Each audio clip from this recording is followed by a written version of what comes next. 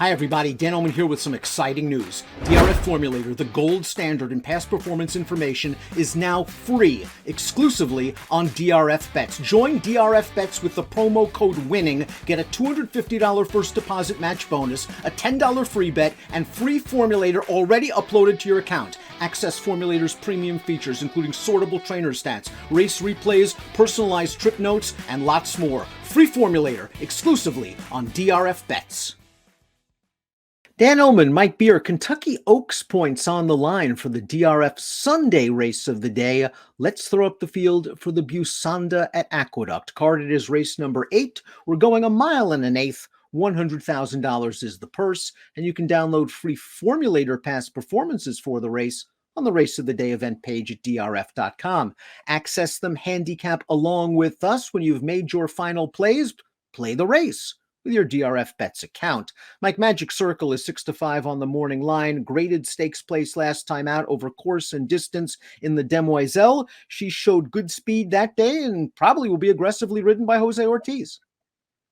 Yeah, they're supposed to go with her in here. Yeah, she's the horse to beat in this race, just based, I would guess, on class relief alone. Just feels like the distance of this race is the real thing that you want to, pay attention to, because I think it's a real question for all of these horses, including Magic Circle. And I just like that this race, Dan, everybody feels like they're coming into this spot in really good form. Even the horses who are sort of outsiders on the morning line, they're all coming in here off of nice efforts. And let's throw up the Timeform US Pace Projector. Magic Circle, as we mentioned, is going to be forwardly placed. I think the Two Waters of Merom is going to be close. This horse carved out some legit fractions last time out. First time off the Chad Brown claim. You rarely hear that statement being uttered. I think this horse is going to be up close. And I look at this one's pedigree. I got a feeling 1 1/8 is going to be okay. Yeah, I feel the same way about that horse. We'll see if she's ultimately good enough to go with this kind of field that she steps up in class. But her last 2 races are good.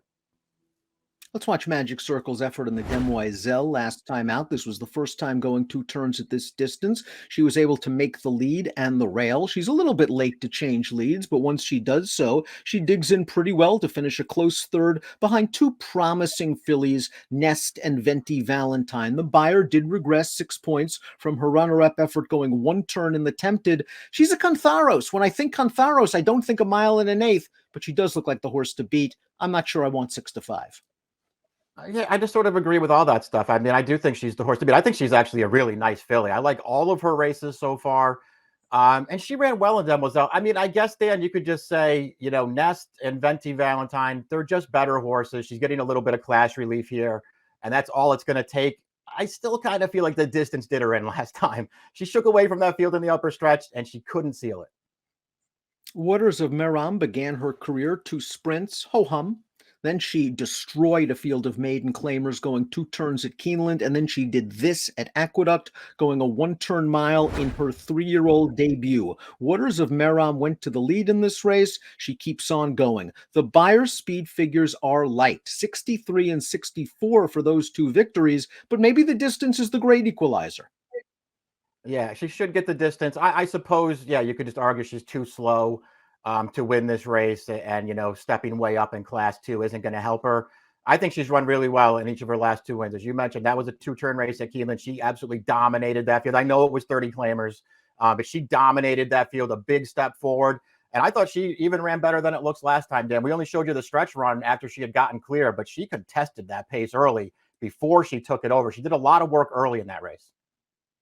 Well, I'm dubious whether the 3 morning Matcha will get the 1 1/8 miles. After all, she is by Central Banker. It is worth noting her best race came around 2 turns, 2 starts back at Parks, where she popped an 81 buyer speed figure. She cut back in distance, facing New York bred or sired horses in this race. The Stallion Series back on December the 18th, and she just got outrun. In the early portion of this race, she swings to the far outside. She comes with a good solid run to finish second, and this horse just seems to show up each and every time. Yeah, she hasn't run a bad race yet either. And she ran well in this race. I mean, I'm not going to say she was unlucky, because the horse that wound up winning the race, who was a second-time starter for Bill Mott, actually ran, took a nice step forward and ran a nice race here. But this horse ran really well in her own right to be second. I liked her win 2 starts back. She's done well in all of her starts so far. She makes a lot of sense in here. I don't know if she wants to go this far. Game Stunks has gotten better around 2 turns. She has won both of her races, going multiple turns, including this dominating performance at Parks. But before we get to Game Stunks, let's go to a morning matcha formulator fact. I'm not going to mess it up this time, folks. Trainer Butch Right. Reed, past 22 months, dirt, sprint to route, 29%, $4.15 return on investment, including morning matcha's 1-10 win, which 2 starts back, which didn't do much for the ROI, but this barn just does good work with pretty much all their horses. Yeah, very, very good trainer, Butch Reed. He seems pretty dangerous too. Whenever he ships into New York, he's bringing the right horses here.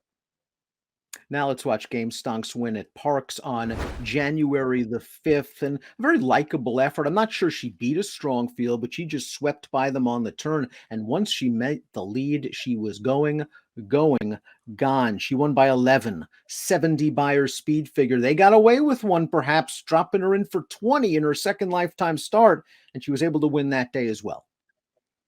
Yeah, we'll see where she fits. I mean, to me, the margin victory in this race, I think, has more to do with, some of the also rans here. You can just sort of see nobody was finding anything in the stretch there. So this horse just got away from them. But she has, taken really nice steps forward with every start so far. We'll see if she can improve again. Let's watch Reigning Chick's career debut. Big price winner for Orlando Noda, 16-1 for Reigning Chick, who just swept by the field, turning into the stretch and poured it on. Now, only a 57 Beyer speed figure in this 7/8 of a mile sprint. And you want to talk about a weak field. 4 horses have come out of this race to run. The best Beyer was a 14. Yeah, not beating much. I still like the way that she won this race, though. Always looked like she was going to run, even up the backstretch. They just sort of sat on the outside with her well in hand. And this is, for a filly, Dan, she debuted at 16-1, even with the leading rider, taking the mount. So she didn't get a lot of respect in there, but she really ran in that race. I don't want to bet her back in this spot, but I'm not going to be surprised if she turns out to be okay. The well-bred Rosebug graduated in her most recent start on December the 30th. Let's watch this race. She only faced 4 other horses. It was a sloppy track, but she stayed up close to a solid pace, assumed command on the turn while staying well off the rail, and goes about her business. A respectable 76 Beyer speed figure. She is at least bred to get this distance, and I think she's tactical enough to let the speeds go and try to sit an outside stalking trip for the great Bill Mott. Yeah, I think so too. I like her better as a dirt horse. And as you mentioned, she has the pedigree to stretch out. We'll see if she ultimately does stretch out, but she has the pedigree to do it. I liked her career debut. Actually, I thought that was a deceptively good race on dirt at Saratoga against a really good field. And when she came back to dirt last time, she smashed that field. I like the way that she won there. I think she is going to stretch out. Mott has great numbers with horses like this, Dan. Last out maiden winners in dirt routes. You can look that up in Formulator. It's a great number.